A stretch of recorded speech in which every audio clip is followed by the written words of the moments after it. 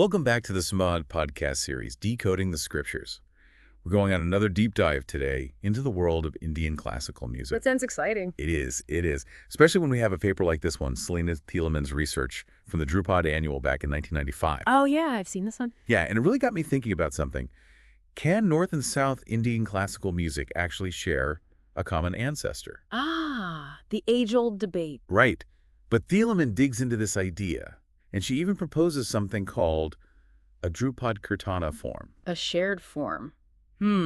That's a bold claim. Isn't it? I mean, geographically, these traditions are hundreds of miles apart. Exactly. And historically, well, let's just say the documentation, particularly when it comes to early kirtana, is sparse, to say the least. So we're trying to solve a puzzle with missing pieces. Pretty much. And unfortunately, the Samvaad, that famous Sanskrit text that's a goldmine for North Indian music, doesn't give us much to work with when it comes to the South. So how do we even begin to compare these traditions? Yeah. Where do we start? That's where Thieleman's research comes in. She zeroes in on two specific types of kirtana, Divyanama kirtana and krti. Two types. Okay. So what makes them so different? Well, Divyanama kirtana, think of it as pure devotion in musical form. The emphasis is on the poetry, the bhakti, the connection to the divine. So the music itself, it's more about supporting the religious meaning. Precisely. Now, with Keat, you've got a different focus. While the themes might still be devotional, the artistry, the musical complexity, that's what takes center stage. So it becomes more about showcasing the musician's skills. Exactly. Think intricate melodies, room for improvisation. It's a whole different ballgame. But here's where it gets interesting. You said both Divyanama kirtana and krti have a three-part structure, right? Right. Pallavi, Anupallavi, and Karen. Wait a minute. Dhrupad also has a multi-section structure, doesn't it? It does. It's built on Sthayanatara, Samkarya, Bhoga, and Mukha sections. So is this one of the parallels that Thieleman is talking about? It is. The question is, are these just superficial similarities? Or is there a deeper connection? A shared musical DNA, so to speak? Well, let's hear some examples. Thieleman mentions some specific kirtanas. Right, she does. And she draws on the work of a true master, the revered Saint Tyagaraja. Tyagaraja, of course. Yeah. A giant in the world of Carnatic music. Exactly. For Divyanama kirtana, she points to compositions like Payoramakantara Ragaba Hermam and Srirama Jairama Asarta Janaripu Bulma. Such beautiful pieces. So full of devotion. They are. And for Krti, there's Ramananubhruvada, also by Saint Tyagaraja. And this one kind of blurs the lines between the two types of kirtana. It does, which is fascinating. You see Tyagaraja's mastery in blending devotion and musical complexity. And all these examples come from the Krithi Malai collection. Right. That's right. A treasure trove of South Indian classical music. Okay, so we've got a taste of kirtana. But what about Dhrupad Thieleman uses a particular piece to illustrate her point, right? She does. Yajagajutha, attributed to Anand Kishore. Yeah, Jagajutha, okay? And this helps us see the potential connection with kirtana. Exactly. It's a classic Dhrupad composition with all 5 sections laid out beautifully. But to really understand Thieleman's argument, we need to dig deeper into the structure of Dhrupad itself. All right, let's do it. Let's explore the world of Dhrupad and see if this Dhrupad kirtana form holds up. Okay, so Dhrupad, the structure, it's fascinating, really. You've got the sthaye, kind of like the foundation. Right, like the Pallavi and kirtana. Exactly. It sets the mood, usually in a lower octave. Right. And then the antara kicks in, taking us higher, like the Anupallavi. And then we have the Samkari and the Abhoga. Right.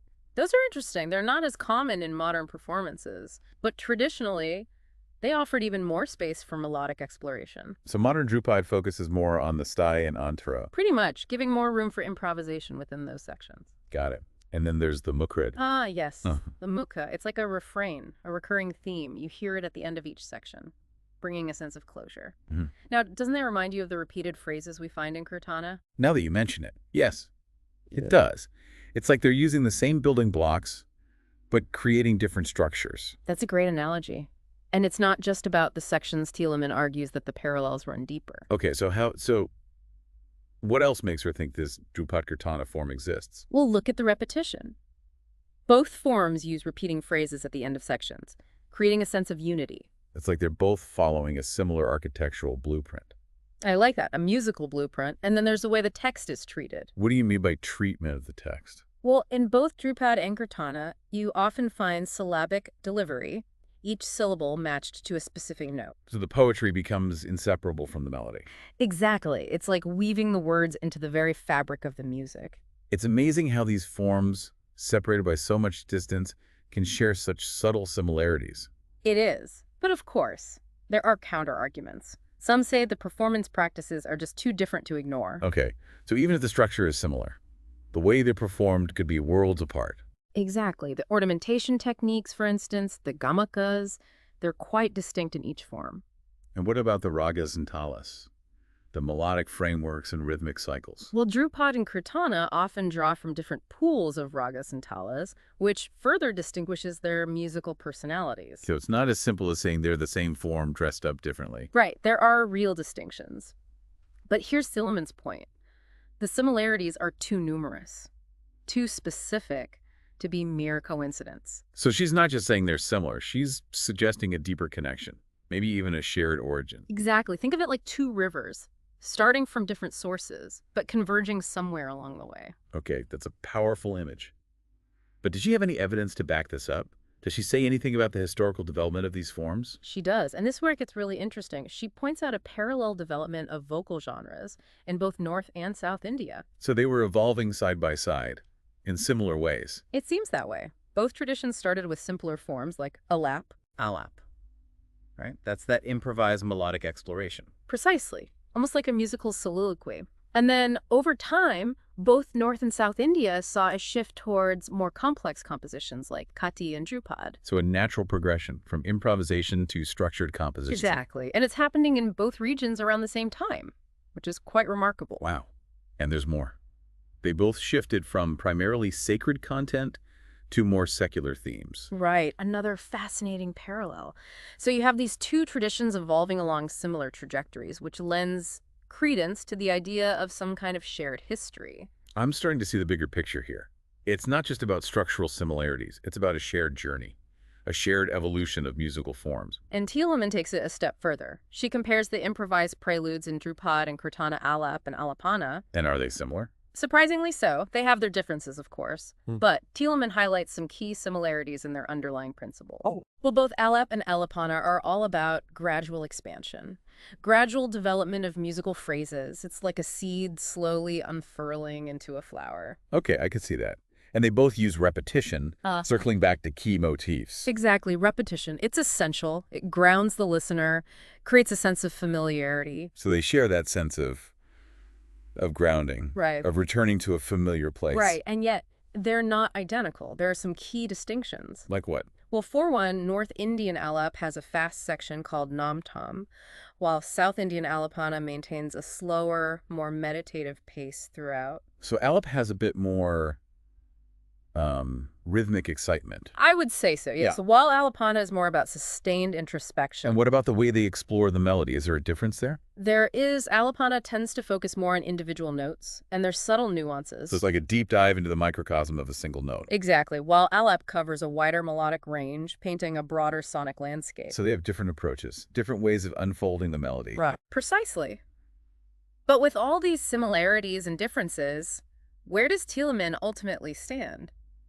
Does she definitively say that a Dhrupad kirtana form exists? That's the million-dollar question, isn't it? It is. And her research doesn't offer a clear-cut yes or no, but she strongly suggests that the evidence points to a deep and meaningful connection. So while we may not have a definitive answer, we've certainly uncovered a fascinating possibility. Absolutely. And that's what makes research like this so valuable. It opens up new ways of thinking, new ways of listening, new ways of connecting the dots. Speaking of connecting the dots, Thielemann does mention a few areas she couldn't fully explore in her research, Right. like the influence of poetry on the musical structure. Right. She suggests that the poetry itself might hold clues to understanding the musical structure of both kirtana and Dhrupad. So there's more to uncover, more to discover. Always. And she also points out that we have much to learn about the kirtanas of the Dasa singers, a group of prominent devotional composers in South India. So the journey continues. There are more layers to peel back, more connections to be made. Exactly. And this deep dive, it's given us a glimpse into the fascinating and complex relationship between Dhrupad and kirtana, but it's just the beginning. Well said. Well said. So before we get carried away, let's take a moment to recap. What are the key takeaways here? Let's bring it all together. and see what insights we can glean from this exploration. So, we started this deep dive by talking about how tough it is to compare Dhrupad and kirtana, Right, the historical documentation, Mm-hmm. especially for South Indian music, it can be pretty scarce. Yeah, and the Samjitara Nakara, while it's a treasure trove for North Indian music, it doesn't shed a whole lot of light on the South. We're definitely working with some missing pieces. But we still managed to uncover some fascinating stuff. We talked about the different flavors of kirtana, Divyanama kirtana, with its emphasis on devotional poetry and kani, which highlights that musical artistry. And how can we forget that three-part structure? The Pallavi, Anupallavi, and Kirtan. Which, interestingly enough, has those parallels with Dhrupad the Stai, Antara, Samkari, Apoga, and Mukha. That's what got us thinking about this Dhrupad kirtana form in the first place. Yeah, and Thielman argues that the similarities go beyond just those sections. Yeah, the repetition of phrases at the end of sections, the syllabic treatment of the text, where each syllable is matched to a specific note. It's like they're following a similar blueprint. A musical blueprint. I like that. But of course, we have to acknowledge the counterarguments. The differences in how Dhrupad and kirtana are performed, the ornamentation, the choice of ragas and talas. All right. Those are important. They give each form its unique flavor. Exactly. But even with those differences, Thielman's point is that the similarities are just too striking to dismiss. It's like there's got to be some deeper connection. Right. So she's pointing to a shared history, a shared ancestry, even if it's way back in time. And the parallel development of those vocal genres in both North and South India, it just adds more weight to that idea. Yeah. The progression from alap to more structured compositions, the shift from sacred to secular themes, it's like they're on parallel tracks. Mm-hmm. It makes you wonder, what if they were influencing each other all along, even indirectly, through cultural exchange, through historical events? It's like a musical conversation spanning centuries. Exactly. And that's what makes this whole Dhrupad kirtana form so intriguing. It forces us to question our assumptions about how these traditions developed. So what does this all mean for us, for the listeners? Why should we care about a possible Dhrupad kirtana form? It's a reminder that music, it transcends boundaries. It connects us in ways we might not even realize. It's like these traditions that seem so different on the surface, they might actually be more closely related than we think. It's like discovering a hidden family connection. Exactly. And it opens up so many new questions. What other musical mysteries are out there waiting to be uncovered? And that's what makes this research so exciting. It's not about finding all the answers. It's about asking the right questions and being open to the possibility of the unexpected. Well said. Well said. It's about expanding our understanding of music, of history, of ourselves. And that's what we're all about here on the Samvaad podcast series, Decoding the Scriptures. We're diving into those ancient texts, uncovering hidden connections, and exploring the rich tapestry of Indian culture. Thanks for joining us on this deep dive. Until next time.